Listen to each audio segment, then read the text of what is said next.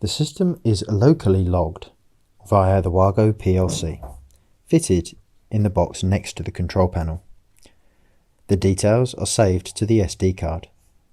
It can be removed and the data extracted to a CSV file in Microsoft Excel. If you have an Internet data logger, it requires an automatic DHCP internet connection with an Ethernet cable. Plug this into X2 of the PLC.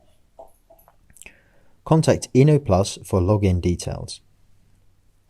Go to www.portal.ixon.cloud/portal, and from here you can log in to see the system live. If you have any issues with this, contact INNO+ or send the whole PLC to INNO+ for repair. For more information, please contact us.